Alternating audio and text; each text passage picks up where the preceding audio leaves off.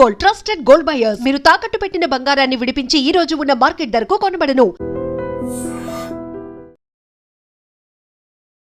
వీళ్ళకి జంజీకి వాళ్ళ భాష మీద, వాళ్ళ ప్రవర్తన మీద, ముఖ్యంగా యువతుల గురించి కూడా తాగడానికి, ధూమపానానికి, మద్యపానానికి, క్లబ్బులకి, పబ్బులకి అలవాటు పడ్డ పాశ్చాత్య వాళ్ళకి రకరకాల కొంచెం కాంట్రవర్సీ కామెంట్ చేశారు. కంగనా రావత్ లాంటి వాళ్ళు నిండా కూడా వస్త్రాధరణ వేసుకోకుండా పార్లమెంట్కి వస్తుంది ఇప్పుడు కూడా.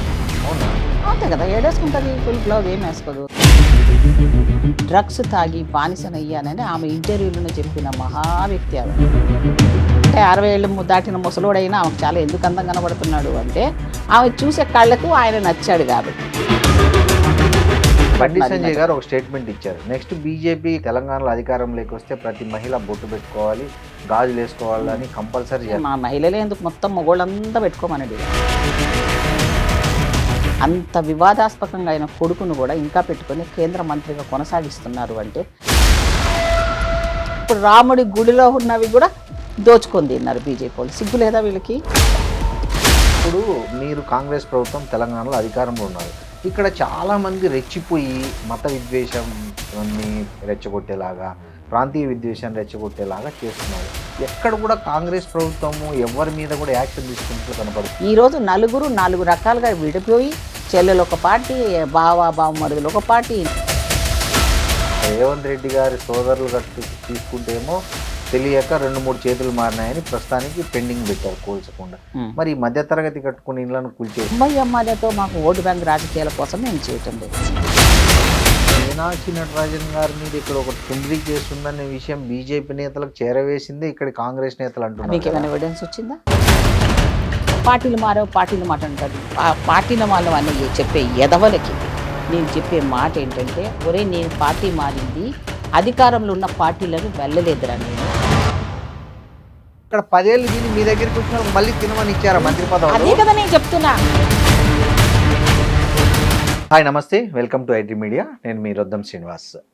ఇవాళ దేశవ్యాప్తంగా ప్రధాన చర్చ జరుగుతున్నది జంజీ ఉద్యమం. జంజీ ఉద్యమ పరిణామాల తర్వాత బీజేపీ నేతలు కొంతమంది చేసిన వ్యాఖ్యలు, అందులో ముఖ్యంగా నటి కంగనా రనౌత్, అదేవిధంగా ఎంపీ కొండా విశ్వేశ్వరరెడ్డి, ఎవరైతే మనకు తెలుగు రాష్ట్రాల్లో ఉన్న ఒక అత్యంత రిచెస్ట్ ఎంపీగా ఆయన ఇప్పటికే రికార్డు సృష్టించారు. ఆ రిచెస్ట్ ఎంపీ గారు కూడా ఇటీవల కొన్ని వ్యాఖ్యలు చేశారు. వీటన్నిటితో పాటు రేవంత్ రెడ్డి పాలన, కాంగ్రెస్ యొక్క భవిష్యత్తు తెలంగాణలో, ఇలాంటి అంశాలపై మనతో మాట్లాడడానికి మాజీ మంత్రి, కాంగ్రెస్ నాయకురాలు పుష్పలీల గారు మనతో ఉన్నారు. నమస్తే పుష్పలీల గారు. మేడం, జంజీ ఉద్యమం చూశారు. అది ఒక వ్యాఖ్యతో పుట్టిన ఉద్యమం.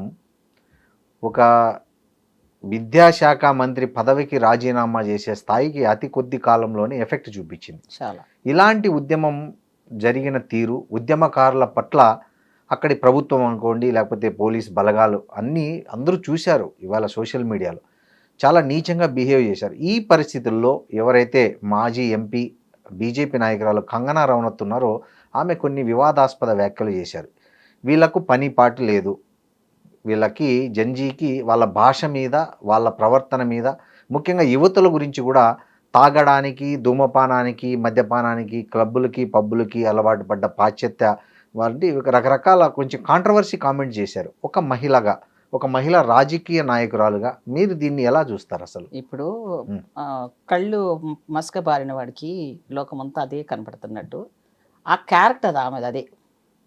క్యాబరే డ్యాన్సరు, సినిమా ప్రపంచం, ఏవైతే ఇప్పుడు కామెంట్ చేసినవన్నీ కూడా అవన్నీ చేసినవే. ఈవెన్ దో డ్రగ్స్ తాగి బానిసనయ్యానని ఆమె ఇంటర్వ్యూలోనే చెప్పిన మహా వ్యక్తి ఆమె. ఈమె ఒక సమాజం పట్ల, ఒక విద్యా వ్యవస్థలో అంటే ఆ విద్యార్థులు పడిన బాధ, చదువుకున్న వాళ్ళకు నిద్రాహారాలు మాని, పేదవర్గ ప్రజలు ముఖ్యంగా ఎవరైతే ఈ యూత్ ఈ భారతదేశానికి 70% ఉన్నారో అందులో విద్యా అవకాశాల కోసమని ఈ నీట్ ఎగ్జాము గతంలో కూడా అయినాయి, ఇప్పుడు జరుగుతున్నాయి. దాని మీద వాళ్ళకు వచ్చిన కోపాన్ని వాళ్ళు శాంతియుతంగా చేసేదాన్ని కేంద్ర ప్రభుత్వం వివక్షత అంటే ఎంత అంటే, ఒక ఆడపిల్లలను మగపిల్లలను కొట్టడము, కళ్ళు పోవడము, వాళ్ళ మీ ఆడపిల్లల చేతులు అంటే ఒక ఆడపిల్లని కూడా చూడలేదు. చిన్నపిల్లలని చూడలేదు. అసలు ఎంత ఘోరంగా అంటే వాళ్ళ మీద లాఠీలు ఝుళించడం అనేది, ఒక ఆర్ఎస్ఎస్ వ్యక్తులు కూడా అందులో పోలీసులాగా డ్రెస్ వేసుకున్నారని చెప్పడము, క్లిప్పింగ్స్ అని వాళ్ళు ఎలాగ సేకరించారో మన దగ్గర కూడా ఉన్నాయి. ప్రజలందరూ కూడా ఇప్పుడు ఏం అంత అమాయకులు కాదు. తమ పిల్లల్ని అక్కడ ఆ రకమైన బాధలో ఉన్నప్పుడు ఇంట్లో ఉన్న ప్రతి ఒక్కరు కూడా తల్లిదండ్రులతో సహా దానికి సపోర్ట్ చేశారు. ఈ భారతదేశంలో ఉన్న యూత్ అంతా ఈరోజు అక్కడ ఒక చిన్న పిల్లోళ్ళు మామూలుగా మనం చూస్తే అయితే ఒక యువకులుగా ఉన్న వాళ్ళల్లో అభిజిత్ అనే పిల్లోడు ఎవరైతే చేశాడు, అభిజిత్ చేశాడో అతని వయసు రాజకీయాల్లో ఉన్న వాళ్ళతో కంపేర్ చేసుకున్నా చేసుకున్నా కూడా సరే అంతకన్నా చిన్నపిల్లలు అందులో పాల్గొనడం విశేషం. చిన్న కుర్రోడు, చిన్నోడు 6 ఏళ్ళుడు కూడా దానికి సపోర్ట్ చేసి మాట్లాడడం జరిగింది. మన వీడియోలో చూస్తున్నాం. దేశమంతా సపోర్ట్ ఎందుకు చేశారా అని ఆ చిన్నోడిని అడిగితే, అమ్మో ఇప్పుడు నేను ఇప్పుడు చదవాలా వద్దా, చదివితే లాభం ఏం లేదు, ఇలాగే చేస్తారా అని ఒకరైతే నా ఇంట్లో 2 కొడుకులు ఉన్నారు, ఒకరిని పోగొట్టుకున్నాను నేను, చనిపోయాడు వాడు, ఎంత క్లెవర్ స్టూడెంట్, ఇంకో ఉన్న కొడుకునన్నా నేను బతికించుకోవాలంటే ఈ సిస్టమ్ ఎక్కడో ఒక దగ్గర దీన్ని బాగు చేయాలి, దీని మీద యాక్షన్ తీసుకోవాల్సిందే, ప్రభుత్వం చేసిన తప్పిదానికి రాజీనామా చేయాల్సిందే అనే లెవెల్లో ఈరోజు యావత్ ప్రపంచమే కాదండి, మొత్తం అన్ని దేశాలు కూడా చూసేటట్టుగా చేశారు మన యువత. దానికి కారణము పార్టీలు లేవు ఇందులో. పార్టీలకు అతీతంగా తమ బిడ్డల భవిష్యత్ కోసం మాకు ఇలా జరిగింది, రేపు ముందు తరాల వాళ్ళకు కూడా ఇలాగే జరగబోతుందేమో, ఈ ప్రభుత్వాలు అష్యూరెన్స్ ఇస్తలేదు అన్న ఒక బాధ వీళ్ళలో వ్యక్తమైంది. మా జీవితాలు ఎలాగో పోయాయి ఇప్పటికే, మళ్ళీ ఇంకా ఫ్యూచర్లో కూడా ఏంటి గ్యారంటీ, ఇవి లీక్ అవ్వదు అన్న గ్యారంటీ. స్వచ్ఛందంగా వచ్చిన ఉద్యమాన్ని ఆమె కించపరుస్తూ మాట్లాడడం. ఈ కంగన అనే అసలు ఆవిడ గురించి మాట్లాడాలంటే నాకే అసహ్యం వేస్తుంది ఆమె చూస్తుంటే. అంటే ఒక ధూమపానము, సిగరెట్లు తాగుతూ, మత్తులో తూగుతూ, ఏంటి శృంగార పాత్రలు వహించడం వేరు, ఆమె నిజంగా కూడా చేయడం, ఆమె లైఫ్ లో జరిగిన ఎన్నో కూడా, ఆమె లైఫ్ లో జరిగిన వివాదాస్పదమైన సంఘటనలు, లవ్ ఫేర్స్ కానీ, లవ్ ఫెయిల్యూర్ కానీ, వాళ్ళని బ్లాక్ మెయిల్ చేయడం కానీ, ఒక్కొక్క హీరోల లైఫ్ లో ఎంటర్ అయ్యి వాళ్ళని ఎలా వాడుకుందో అందరూ చూసారు. ఇప్పుడు మనం ఏమి అప్పట్లా కాదు కదా, మీడియా చాలా ఉంది, సోషల్ మీడియాలో ఇంకా చాలా ఆమెని అసలు మోదీ లాంటి సెలెక్ట్ చేయడం అనేది దౌర్భాగ్యం. ఎందుకంటే సినిమా గ్లామర్ అనేది అది అందరికీ రాదు. ఒక ఎన్టీ రామారావు లాగా అందరూ అంతే కదా. మోడీలో ఆమెకి ఏం చూశాడు, ఆమె మోదీని ఏం చూసి నచ్చిందో. ఎందుకంటే ఇప్పుడు మోదీ లాగా రోజుకు ఒక 10 లక్షలు 20 లక్షల సూట్లు మా రాహుల్ గాంధీ గారు వేసుకోలేరు. ఎందుకంటే ఆయన కామన్ మనిషిలాగా ఉంటాడు, కామన్ పీపుల్తో కలుస్తారు కాబట్టి సామాన్య ప్రజల జీవితంతో ఆయనకు అంకితం అయ్యాడు. ఆయన మోదీలాగా వేషధారణలు వేసుకొని ఈమెకు నచ్చినట్టుగా ఉన్నాడేమో కాబట్టి మోదీని ఆమెకు చూస్తే చాలా బాగా అనిపిస్తుంది. ఎందుకంటే 60 ఏళ్ళు దాటిన ముసలోడైనా ఆమెకు చాలా ఎందుకు అందం కనబడుతున్నాడు అంటే ఆమె చూసే కళ్ళకు ఆయన నచ్చాడు కాబట్టి. అందుకే మోదీని అంటే అసలు ఏ లెవెల్లో వెళ్ళిపోతుందంటే అసలు మామూలుగా కాదు, ఇక ఒక రేంజ్లో వెళ్ళిపోతుంది. ఇంతకుముందు స్మృతి ఇరానీ కూడా వెళ్ళింది, ఆమె పరిస్థితి ఏమైందో, ఆమె గ్యారేజ్లో ఉంది, ఈమె కూడా గ్యారేజ్లో పోతుంది, ఇంకొక వస్తుంది. కాబట్టి ఇలాంటి వాళ్ళని వాడుకోవడంలో మోదీకి చాలా జిట్ట అనేది అందరికీ తెలుసు. అంటే పెళ్లి చేసుకుంటా పెళ్ళాం ఒకటి పెట్టుకుంటే ఎవరు అన్నట్టుగా ఆడవాళ్ళ గురించి మాట్లాడడానికి మనకు అసహ్యం అనిపిస్తుంది.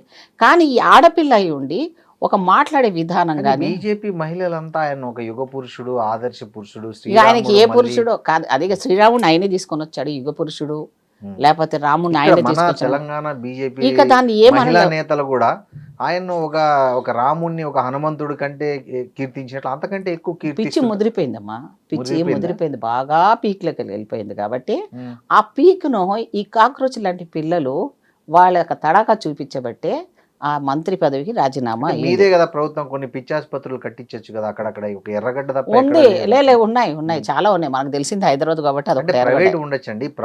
ప్రభుత్వంలో పిచ్చాసుపత్రుల సంగతి నిజంగా మీరు అన్నట్టు పెంచాల్సిందే. ఎందుకంటే ఇలాంటి పిచ్చోళ్ళు చాలా ఎక్కువైపోయారు కాబట్టి వీళ్ళకి మామూలుగా ట్రీట్మెంట్ కాదు, కరెంటు షాకులు ఇచ్చి ఆ మోదీ బ్రహ్మ నుంచి బయటికి తీసుకురావాలి, లేకపోతే మామూలుగా కాదు. ఇప్పుడు ఈ పొద్దున్న లేస్తే ఇంట్లో తినడానికి తిండి ఉందా, ఇంట్లో అమ్మానాన్నలు చదివించారా, నా పిల్లలు జాగ్రత్తగా ఉన్నారా, నా బిడ్డ బయటికి వెళ్ళి స్కూల్కి వెళ్ళి జాగ్రత్తగా రాగలదా అని సొంతంగా ఉన్న దాని మీద కూడా వీళ్ళకి అభద్రతా భావం ఉన్న వీళ్ళు మోదీ యొక్క మానియా అంటారు కదా, పిచ్చిలో పడిపోయి ఇక ఆయన ఏమన్నంటే ఇంకా వీళ్ళకు మామూలుగా వస్తలేదు కోపాలంతా.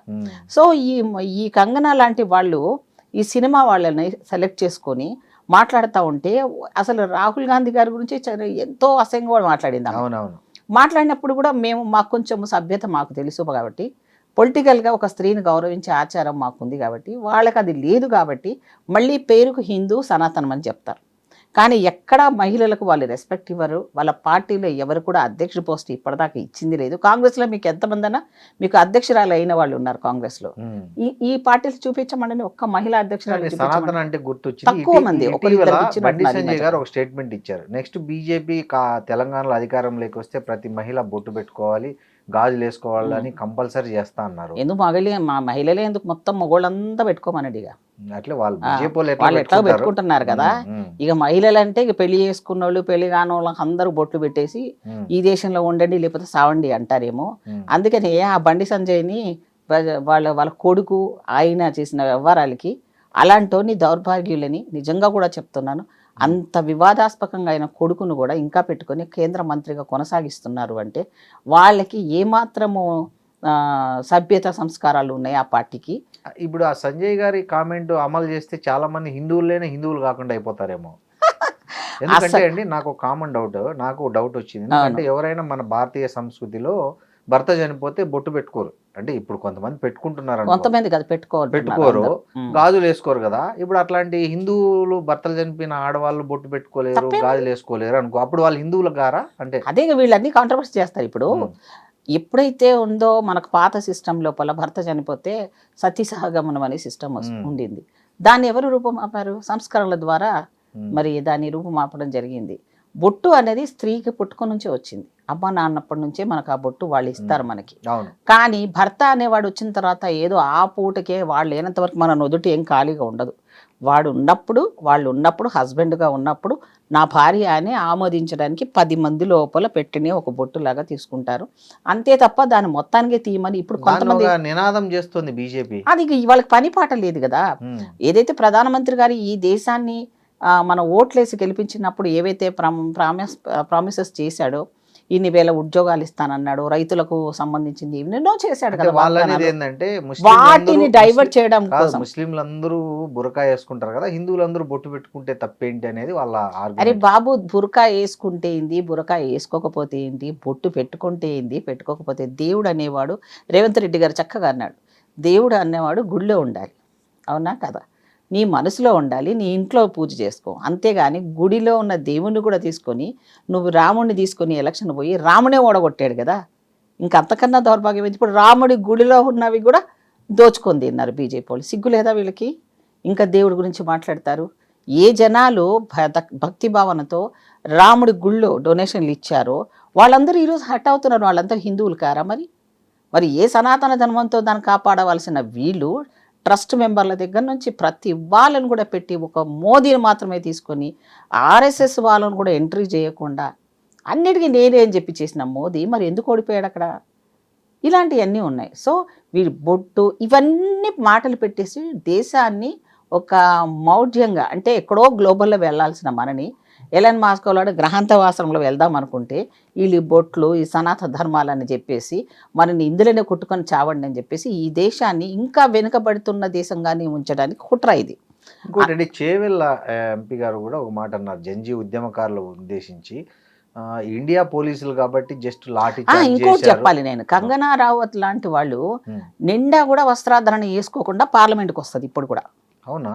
అంతే కదా, ఏడేసుకుంటుంది. ఫుల్ బ్లౌజ్ ఏం వేసుకోదు, సంకల వరకు సంకలు కనిపించేటట్టుగా స్లీవ్లెస్ బ్లౌజులు వేసుకొని మళ్ళీ హిందూ సాంప్రదాయవాదులు ఉన్నది ఆమె. సరే చీర కట్టుకున్నా కానీ వేసుకుంటుందేమో ఆమె డ్రెస్ అనుకోండి. ఒకప్పుడు ఆమె బికినీలు కూడా వేసుకుంది కదా, బికినీలు కూడా వేసుకొని యాక్టింగ్లు చేసింది. సినిమా అంటే ఆమె పొట్ట కోసం చేసి ఉండొచ్చు, సరే దాన్ని ఏమనమా. ఇప్పుడు ఈవిడ ఈ రకంగా కామెంట్స్ చేయడం వల్ల ఆమెకి ఏదో ఇమేజ్ పెరుగుతుందని అనుకుంటే ఈమె కంటే ఎక్కువ మాట్లాడిన ఆమె ఉన్నారు చాలా మంది, స్మృతి ఇరానీ లాంటి వాళ్ళు. మరి ఇప్పుడు కనీసం స్మృతి ఇరానీ పక్కన నిలబడితే ఒక డాన్స్ మీద మీకు రీల్స్ లో దొరుకుతుంది. ఆ ప్రధానమంత్రి గారు ఆమె ముఖం కూడా చూడట్లేదు, ఆమె నమస్కారం పెడితే ప్రతి నమస్కారం కూడా తీసుకోవటం. కరెక్ట్. సో ఎంత అసహ్యమైన పరిస్థితుల్లోకి వెళ్ళిపోయినప్పుడు అది చూసినా ఈ బుద్ధి మారాలి. ఎంతసేపు రాహుల్ గాంధీ గారిని తిడితే నువ్వు ఎమో చేస్తున్నది అనుకుంటున్నావు కానీ నీకు డ్యామేజ్ జరుగుతుందని మాత్రం గుర్తించుకో. ఎందుకంటే కంగనా అనే వ్యక్తి ఒక ఆవిడ, ఒక స్త్రీ అని గౌరవిస్తాం మనం అంతే. కానీ అద్దులు మీరి మాట్లాడడం అనేది రాజకీయాల్లో ఒక సెన్సేషన్ కోసమనో, ఒక టీఆర్పీ కోసమనో, లేదా పబ్లిసిటీ కోసమో చేస్తే రాజకీయాలు అంత సక్సెస్ అయిన వాళ్ళ సంఖ్య చాలా తక్కువ. మేము చాలా మందిని చూపిస్తాం. ఇప్పుడు మనం ఒక ఎన్టీ రామారావు గారి తర్వాత ఎంతోమంది వచ్చారు, కానీ వాళ్ళు ఎక్కడ నిలబడ్డారా? అలాగే ఒక జయలలిత లాగా రాజకీయంలో వచ్చి ఆవిడ ఒక ఉనికిని కాపాడుకుంది. ఒక స్త్రీ తత్వానికే కాకుండా ఒక రాజకీయాల్లో స్త్రీలు కూడా ఏమన్నా చేయగలరు, నిబద్ధతగా ఉండగలరన్నారు. మొన్నటి వరకు మమత గారు సరే ఏదైతే ఏముంది, ఒక స్త్రీ 3 సార్లు 2 సార్లు గెలవడం, ముఖ్యమంత్రి అవ్వడం అనేది ఒక స్ట్రాంగ్నెస్. మరి ఇవన్నీ చూసిన తర్వాత మీరు జీర్ణించుకోలేని తత్వంలో ఉన్న పార్టీలో నువ్వు మహిళగా ఉండి ఈ రకమైన వివాదాస్పదమైన మాటలు మాట్లాడితే లేదా కాంగ్రెస్ వాళ్ళు ఊరుకుంటారో లేదా మామూలు వాళ్ళు ఊరుకుంటారో, సమర్థిస్తున్నారు అని ఇప్పుడు మీరు కాంగ్రెస్ ప్రభుత్వం తెలంగాణలో అధికారంలో ఉన్నారు. ఇక్కడ చాలా మంది రెచ్చిపోయి మత విద్వేషాన్ని రెచ్చగొట్టేలాగా, ప్రాంతీయ విద్వేషాన్ని రెచ్చగొట్టేలాగా చేస్తున్నారు. ఎక్కడ కూడా కాంగ్రెస్ ప్రభుత్వము ఎవరి మీద కూడా యాక్షన్ తీసుకున్నట్లు కనపడదు. ఇప్పుడు తీసుకుంటే ఒక బాధ, తీసుకోకపోతే ఒక బాధ. దానికి ఏమంటున్నారు వీళ్ళు? ఒక పక్కనేమో మొన్నటికి టీఆర్ఎస్ పార్టీ మొత్తం పార్టీని అంటే తెలంగాణ రాష్ట్రాన్ని మొత్తం దోచుకుందని చెప్పేసి జనాలు మూలకు కూడబెట్టారు. తెలంగాణ ఇచ్చింది కాంగ్రెస్ పార్టీ, సోనియమ్మ. సో ఆ ఇచ్చిన దాన్ని, మనకు చెందవలసిన దాన్ని కూడా వాళ్ళే దోచుకొని తినేది. ఈరోజు రకరకాల అక్రమాలు. ఇప్పుడు నేను అనడం కాదు, మీరు అనడం కాదు, కాగ్ అనేది ఒక రిపోర్ట్ ఉంటుంది అసెంబ్లీలో. అది ఎవరి చిట్టా అయినా చెప్తుంది. ఇప్పుడు మా ప్రభుత్వంలో ఉన్న దాంట్లో కూడా కాగ్ రిపోర్ట్ తీసుకొని మాట్లాడొచ్చు మనం ఎవరమైనా. అంటే ఏంటి, ఏ తప్పులు చేసింది, ఏ బడ్జెట్ ఎంత దేనికి డైవర్ట్ చేశారు, దేని మిస్యూజ్ చేశారు అన్నదని మన కాగ్ రిపోర్ట్ ఒకటి చాలమ్మా. దాన్ని బేస్ చేసుకొని కనుక చూస్తే గతంలో చేసిన తప్పిదాలకు ఖాళీ ఖజానాతో ఈ రాష్ట్ర ప్రభుత్వాన్ని పెట్టిన దౌర్భాగ్యమైన పరిస్థితి గతంలో ఉంటే, ఇప్పుడున్న దాంట్లో రేవంత్ రెడ్డి గారు ఎన్ని యాక్షన్ తీసుకున్నా, ఫర్ ఎగ్జాంపుల్ మీరు అడగట్లేదు, హైడ్రా గురించి మాట్లాడండి. అవును, ఎగ్జాంపుల్ నేనే చెప్తున్నా మీకు. హైడ్రా కమిషన్ వేసినప్పుడు, హైడ్రాకు అటానమస్ బాడీ పవర్ ఇచ్చినప్పుడు ముఖ్యమంత్రి గారు గతంలో కేటీఆర్ చాలా ప్రగల్భాలు పలికాడు. ఉత్తర కుమారుడు ప్రగల్భాలు పలికినట్టు పలికిండు. ఏమన్నా జరిగినాయా? నాలాలో కలిపినాయన్ని పీకేస్తాము, రియల్ ఎస్టేట్ ఎవడన్నా కబ్జా చేసిన వాళ్ళు నూరుకోము గవర్నమెంట్ ల్యాండ్లని అని అది ఎక్కడో మాట్లాడలేదు, అసెంబ్లీలో మాట్లాడాడు. మరి ఏమన్నా చేశాడా? ఏమీ చేయలేదు.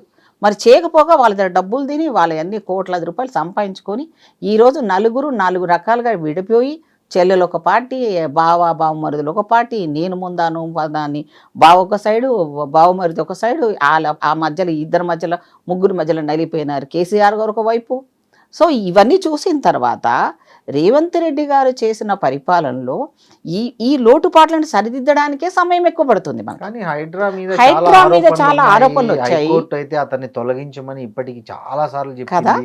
63 కేసులు అతనికి వ్యతిరేక కోర్టు ఏమండి, ఇంతకు ముందు ఉన్న కలెక్టర్స్ మీద మీరు గనక ఈ రోజు నెట్ లో కొట్టండి, ఒక్కొక్కరి మీద ఎన్ని వందల కేసులు ఉన్నాయో కలెక్టర్లు, ఐఏఎస్లు.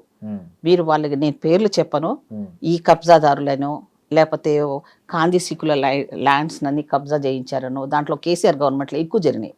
ధరణి అనే పోర్టల్ పెట్టేసి దాంట్లో నుంచి వాళ్ళ ల్యాండ్ని వీళ్ళ దాంట్లో కలిపేయడాలు, పేదవాడి ఆఖరికి అసైన్మెంట్ ల్యాండ్ని కూడా లాక్కున్నారు అనేది మీకు అక్కడ కనపడిపోతుంది కదమ్మా. ఇప్పుడు హైడ్రా కమిషనరు మొన్న ఒక వారం రోజుల కింద హైడ్రా కమిషన్ వచ్చిన తర్వాతనే మాకు ఈ పార్కులు సంరక్షించబడ్డాయి, మాకు గవర్నమెంట్ ల్యాండ్లు కాపాడగలిగాడు అని సపోర్టివ్గా ర్యాలీలు తీసిన వాళ్ళు ఉన్నారు. ఎప్పుడైతే 100% దాని డౌటే లేదు. ఒకటి ఏమండి, మనము ఎంత మంచి పని చేస్తున్నప్పుడు, ఇప్పుడు వంట చేస్తుంటే కూడా ఎక్కడో ఒక దగ్గర ఎంత పర్ఫెక్ట్ వంటగాడైనా ఒకసారి కొంత అటో ఇటో పడిపోవడాలో కింద అవడమో మిస్లేనియస్ లాగా అవుతుంటుంది. ప్రతి దాంట్లో కూడా కొంత మిస్లేనియస్ ఉంటుంది ఖర్చు. అలాగే ఇప్పుడు మనం హైడ్రా చేసినప్పుడు కొన్నిసార్లు పేదవాడికి అన్యాయం జరిగింది అనేది కొంత పర్సెంట్లు మనకు నెగిటివ్ వచ్చింది, అది ఒప్పుకుంటున్నాం. అయితే దానికి వెంటనే మేము ప్రత్యామ్నాయం చూపించాం. రేవంత్ రెడ్డి గారు ఏమన్నారు, చూడండి ఈ మూసి నాలలే ఉండడం వల్ల మనకు చాలా నష్టం జరుగుతుంది, అది పొంగినప్పుడు ఎంతో మంది చచ్చిపోతున్నారు, నాలాలు కబ్జాలు అయిపోయినప్పుడు. హైదరాబాద్లో ఎప్పుడు ఫ్లడ్స్ వచ్చినది లేదు, ఇదే కేటీఆర్ 10,000 రూపాయలు మునిగిపోయినకి ఇద్దరికి ఇస్తానన్నాడు, ఎంతమందికి ఇచ్చాడు? హైదరాబాద్లో ఉన్న ఫ్లడ్స్ వచ్చి కొట్టుకుపోయింది, మా చిన్నప్పుడు ఎప్పుడో మేము చూసాం.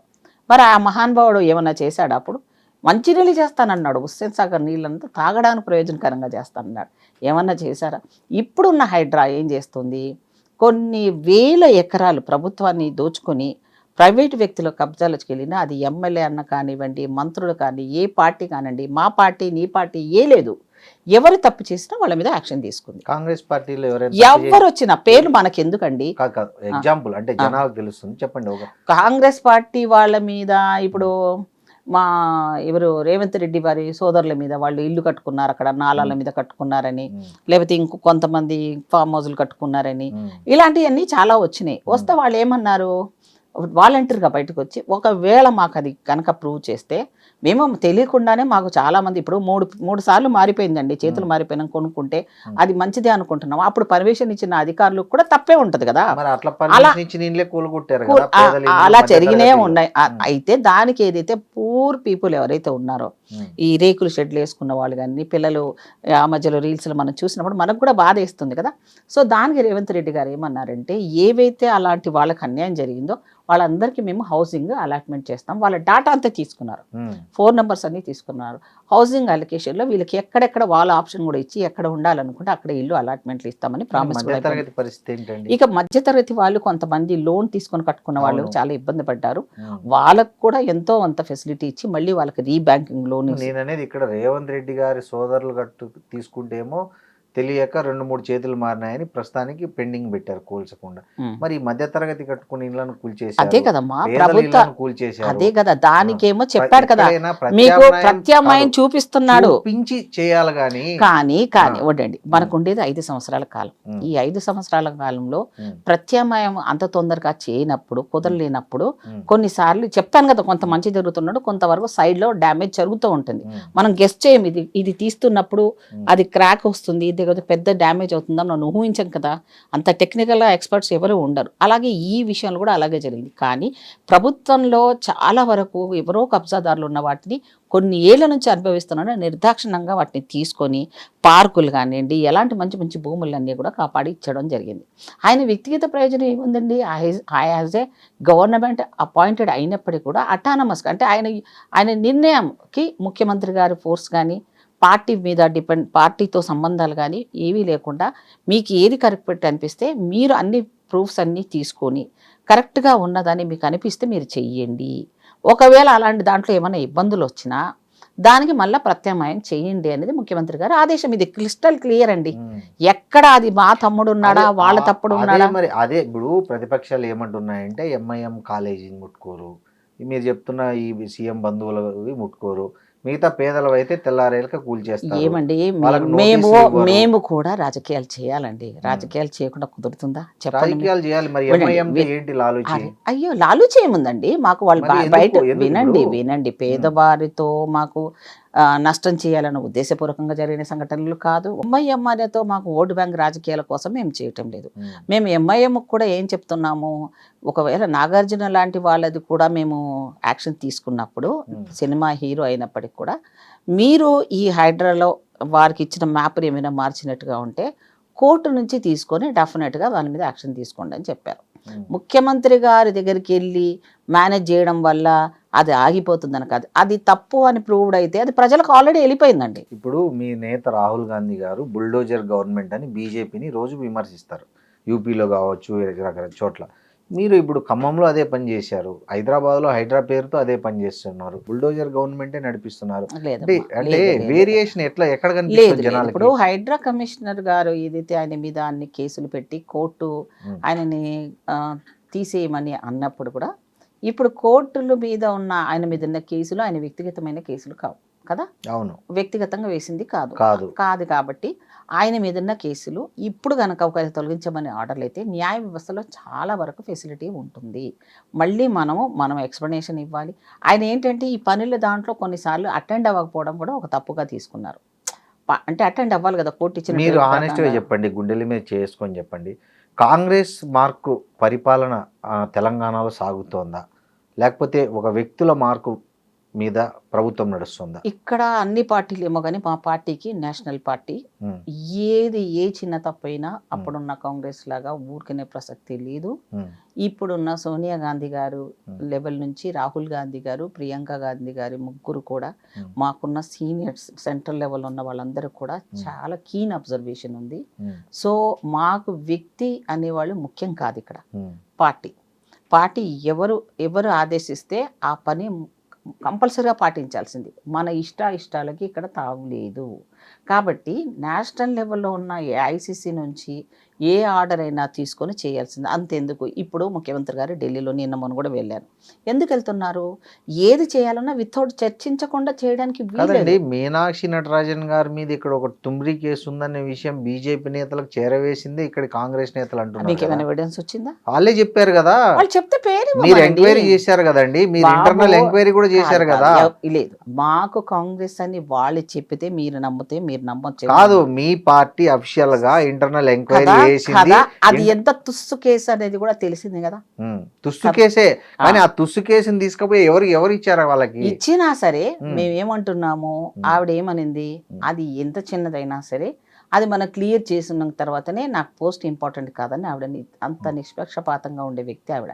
సీదా సాదా మనిషి ఆవిడ. నా పోస్ట్కి ఏముంది, ఈ రోజు కాకపోతే రేపు వస్తుంది.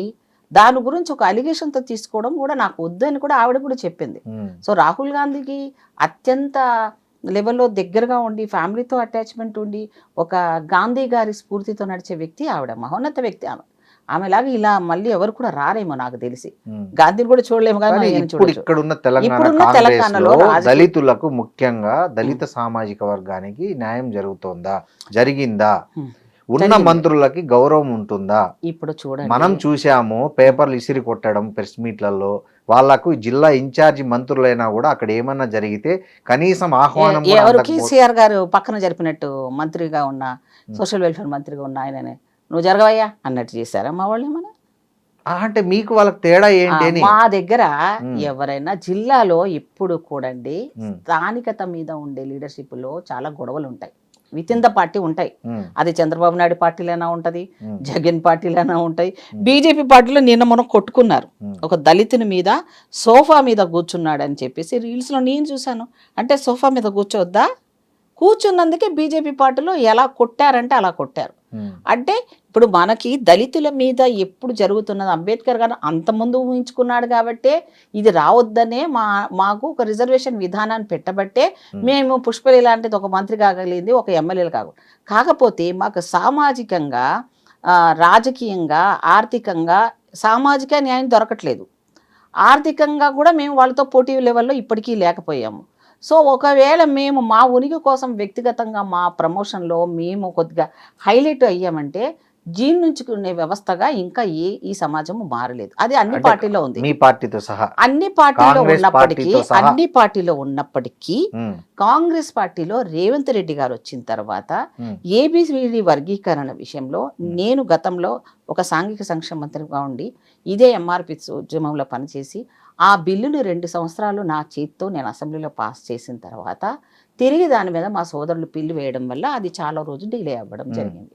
ఆ రోజున్న మన్మోహన్ సింగ్ గారి దగ్గరికి రాజశేఖర రెడ్డి గారు నన్ను, కృష్ణమాదిక్ గారిని ప్యానెల్గా అన్ని రాష్ట్రాల నుంచి పంపించడం జరిగింది. అప్పుడు మన్మోహన్ సింగ్ గారు కానీ ఉషా మెహ్రా కమిటీని వేయడం కానీ జరిగినప్పుడు ఇది రాష్ట్రాలు వాళ్ళు నిర్ణయించుకుని చేసుకుంటే అది ఇంట్లో సమస్యలాగా మీ దగ్గర ఎంతమంది పాపులేషన్ ఎస్సీలలో సబ్ కాస్ట్ వాళ్ళు ఎవరు ఎక్కువ ఉన్నారు వాళ్ళు తీసుకోండి, మిగతా వాళ్ళు పంచుకోండి, ఇది గొడవే లేదు, ఇది నేషనల్ సంబంధించిన విషయం కాదని ఆ రోజు నుంచి అలాగే అన్నారు. జనాభా ప్రాతిపదికను తీసుకోమన్నాం అన్నదానికి కృష్ణమాదిక్ గారు మేము షామీరా కమిటీలో వెళ్ళడం కూడా జరిగింది.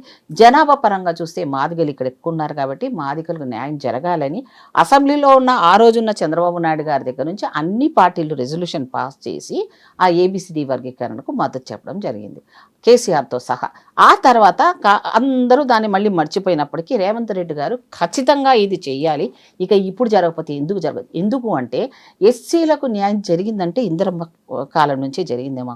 ఇప్పుడు కూడా అసైన్మెంట్ ల్యాండ్ ఇచ్చి మాకు ఒక గుర్తింపించిన మహాపార్టీగా కాంగ్రెస్ పార్టీ, లేకపోతే మాకు భూమి లేవండి. ఇప్పుడు మీరు దళిత డిక్లేర్ చేశారండి మీ రాహుల్ గాంధీ గారు, ఎన్ని అమలైనాయి చెప్పండి? నేను చెప్తా. 3 సంవత్సరాల్లో కాదు, దళితులకు సంబంధించిన వరకు అసైన్మెంట్ ల్యాండ్ని మేము వాటికి రెగ్యులరైజ్ చేసి వాళ్ళకి పట్టా ఇచ్చేయమన్నాం. అంటే వాళ్ళు అమ్ముకోవడానికి రైట్ అంటే ఒక డెడ్ లైన్ పెట్టేసి, అంటే ఒక 15 ఇయర్సా ఒక 20 ఇయర్సా పెట్టేసి చేయమన్నాం. కానీ కేసీఆర్ ఏం చేశారు, ధరణి అనే పోర్టర్లు పెట్టేసి అసైన్మెంట్ ల్యాండ్స్లోనే వాళ్ళ పార్టీ ఆఫీసులు పెట్టడమో లేకపోతే బలవంతంగా గుంజుకోవడమో ఇవన్నీ కూడా చేయడం జరిగింది. ఇప్పుడున్న దానికి గతంలో అసైన్మెంట్ కమిటీస్కి ఉండేది, ఎమ్మెల్యే ఆధ్వర్యంలో మేము ఉన్నప్పుడు కూడా ఉండేది. కానీ ఆ తర్వాత కాలక్రమాన హైదరాబాద్ చుట్టుపక్కల 100 కిలోమీటర్ల వరకు కూడా అసైన్మెంట్ కమిటీలను తీసివేయడం జరిగింది. కానీ కానీ ఇప్పుడు రేవంత్ రెడ్డి గారు వచ్చిన తర్వాత నేనే అది అసెంబ్లీలో పెట్టాలన్న ప్రపోజల్ పెట్టిన దాన్ని నేను ఇదే కాంగ్రెస్ పార్టీలో రేవంత్ రెడ్డి గారు అధ్యక్షుడిగా ఉన్నప్పుడు నాకు మొట్టమొదటిసారిగా అధ్యక్షుడు అయినప్పుడు ఈ ఇందిరా భవన్ లోపల నాకు మైక్ ఇవ్వడం జరిగింది రేవంత్ రెడ్డి గారు. ఇచ్చినప్పుడు అక్క మరి మాట్లాడండి నన్ను మైక్ ఇస్తే నేను ఇదే అన్నాను, ఇప్పుడు కేసీఆర్ గారు 10 లక్షలు ఇచ్చేసి దళిత బంధాన్ని పెట్టి మనల్ని మోసం చేస్తున్నారు, ఆయన ఇచ్చేది ఒక ఏదంటారు ఇవి చల్లుతున్నాడు, అలా కాదు కదా, నిజంగా మా వాళ్ళకి ఈ ముష్టి ఎందుకు, మాకు ఇందిరమ్మ గారు ఇచ్చిన అసైన్మెంట్ భూములే మాకు ఈ రోజు మాకు అమ్ముకునే రైట్స్ కనుక ఇవ్వగలిగితే మాకు ప్రభుత్వాలు ఏ పథకాలు మాకు అవసరం లేదు, 1 ఎకరం 2 ఎకరాలు మాకు ఏవైతే మాతో పాటు అందరికి బీసీలకు కూడా ఇచ్చారు, ఒక మంగళకి ఇచ్చారు, చాకలికి ఇచ్చారు, ఎవరికైతే ల్యాండ్ లేరో వాళ్ళకందరికీ ఆ రోజు ఇందిరమ్మ మాకు ల్యాండ్స్ ఇచ్చింది. నేనేమన్నానంటే ఆ రోజు రేవంత్ రెడ్డి గారికి ఒక 200 మంది 300 మంది ఆ ఇందిరా భవన్లో సాక్ష్యం ఉన్నారు నేను ఆ మాట అన్నప్పుడు. నేనేమన్నానంటే ఇందిరమ్మ గారు ఇచ్చిన భూమిని మనమే రెగ్యులరైజ్ చేస్తాము, మనం అధికారం రావాలంటే దళితులంతా మన పట్ల ఎలాగో ఉన్నారు, ఇంకా ఫుల్ లెవెల్లో రావాలి అంటే ఇది కనుక చేసిస్తే పర్మనెంట్ గా ఈ పాటకు ఓటు బ్యాంక్ ఇప్పటికీ ఉంది, ఓటు బ్యాంక్ మనకి చెయ్యికి అంటారు, చేశారు. ఆ రెజల్యూషన్ ని వరంగల్ డిక్లరేషన్ లో పెట్టారు, అది చెప్పింది నేను కాదండి. వరంగల్ డిక్లరేషన్ చేశారు, ఇక్కడ ఇంప్లిమెంట్ చేశారా? ఇప్పుడు ఇంప్లిమెంటేషన్ కి ఇప్పుడు ఇంకా 2 ఏళ్ళు ఉంది కదా మాకు, ఈ 2 ఏళ్ల కాలంలో ఆల్రెడీ డాటా వెళ్ళిపోయింది రేవంత్ రెడ్డి గారి దగ్గర కానివ్వండి, లేకపోతే మామూలుగా అన్ని ఏరియా వైజ్ గా డాటా వెళ్ళిపోయింది. ఎవరెవరు పొజిషన్ లో ఉన్నారు, ఎవరు స్టిల్ ఇంకా అగ్రికల్చర్ చేస్తున్నారు, ఎవరి నుంచి కబ్జాలకు వేరే వాళ్ళు తీసుకున్నారు, ఆ డాటా అంతా తీసుకున్నారు. ధరణిలను కూడా తీసుకున్న వాటిని కూడా బ్యాక్ ఇప్పించే కార్యక్రమాని కోసం ముఖ్యమంత్రి గారు చాలా కష్టపడి అది తీయడమే చాలా శ్రమ పట్టింది, చాలా టైం అయింది. ఈ రోజు మాకందరికి కూడా ఇప్పుడు మా అత్తగారి తరఫున ఇచ్చారండి అసైన్మెంట్ ల్యాండ్స్ లో, ఇప్పుడు కూడా కాపాడుకొని ఉన్నాం అలాగే పొజిషన్ లో. సో వాళ్ళందరికి కూడా పట్టుకొని ఉన్న వాళ్ళందరి దగ్గర ఉన్న వాళ్ళు బతికిపోయారు. ఎవరైతే భయపెట్టి ఇచ్చేసి వేరే వాళ్ళు అపార్ట్మెంట్ లో లేకపోతే దేనికో పాపం వాళ్ళ పేదరికాన్ని వాడుకొని వాళ్ళకి తెలియకుండానే పాస్బుక్ల నంబర్లు చేంజ్ చేసేసి అసైన్మెంట్ ల్యాండ్లు ఆకున్నారు. ఇప్పుడు మా డిమాండ్ ఏంటంటే నేను పెట్టిన ప్రపోజల్ ఇది 100% నేనే పెట్టాను, ఆ తీర్మానాన్ని రాసి అది వరంగల్ డిక్లరేషన్లో చేయడం జరిగింది. ఇప్పుడు మేము కూడా దళితుల పట్ల మాకు ఏ ఆస్తులు లేవు, మా పిల్లలకి ఇప్పటికీ ఏ బ్యాంక్ అన్న ఎడ్యుకేషన్ లోన్ పెట్టుకోవాలంటే మాకు అసైన్మెంట్ ల్యాండ్ తప్ప మాకు ఏ ఆధారాలు లేవు. ఒక పెళ్లి చేయాలన్నా గిరి పెట్టుకోవడం ఎవడు కూడా, దాని మీద మాకు ఎలాంటి ఇల్లు కట్టుకునే రైట్స్ కూడా ఇవ్వరు. టెంపరవరీ షట్టర్స్ వేసుకోవడానికో 60 గజాలకో 20 గజాలకో పర్మిషన్ ఇస్తే తీసుకోవాల్సి వస్తుంది. సో అది కాకుండా అదే కనుక మాకు ఇస్తే ఈ రోజు కూడా ఇప్పుడు నేను పుష్పలేలాగా ఒక ఎమ్మెల్యే అయ్యి ఉండొచ్చేమో, మరి మాకు కూడా ఇల్లు లేవే, మేమే ఆస్తులు సంపాదించుకోలేదు. ఏ రాజకీయ మంత్రిగా అయినప్పుడు కూడా నేను ₹1 సంపాదించుకోలేదు. అంతెందుకు ఇంతవరకు కూడా ఇల్లు లేని ఎమ్మెల్యేలు ఎంతో మంది ఉన్నారు, దళితుల్లో ఎమ్మెల్యేలు చేసినారు. ఒకసారి అవకాశం ఇచ్చి రెండోసారి ఇవ్వరు. ఎందుకు ఇవ్వరు అంటే వాళ్ళకి కొంచెం తెలివి మీరినట్టు కనపడితే రెండోసారి ఇవ్వరు. అది నా విషయంలో కూడా జరిగింది. సరే నాకు ఒకటి నిర్ణయించుకున్నాను, అప్పుడున్న రాజకీయ వ్యవస్థకు ఇప్పుడున్న రాజకీయ వ్యవస్థకు చాలా తేడా ఉంది. సో నెక్స్ట్ పుష్పలీల గారు ఎక్కడి నుంచి పోటీ చేయబోతున్నారు? నాకు పోటీ చేసే ఇష్టమే లేదమ్మా.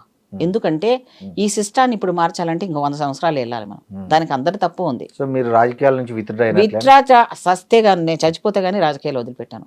అలాంటిది పుష్పలేల. ఎందుకంటే నామినేటెడ్ పోస్టులు కూడా నాకు ఇష్టం లేదు. నేను అడుగుతుంది పార్టీ ఉంటే చెట్టు ఉంటే పక్షులు ఉంటాయి, పార్టీ ఉంటే మనం ఉంటాం. కాబట్టి నాకు పార్టీ పోస్టే అడుగుతున్నాను. నేను ఇంత సీనియర్ని కాబట్టి ఇంతవరకు మహిళలకు అవకాశం ఏఐసిసిలో రాలేదు, ఒక ఇన్ఛార్జిగా అవకాశాలు రాలేదు. కాబట్టి నేను మీనాక్షి మేడంని అడిగాను, అదే విషయం అడిగాను. నాకు ఏది వద్దు, పార్టీని బతికించిన నన్ను ఏ ఛత్తీస్గఢ్ పంపిస్తారా, ఎక్కడ పంపించారన్నా నేను 24x7 నేను పనిచేయడానికి నేను చాలా అంత దృఢ సంకల్పంతో నేనున్నాను.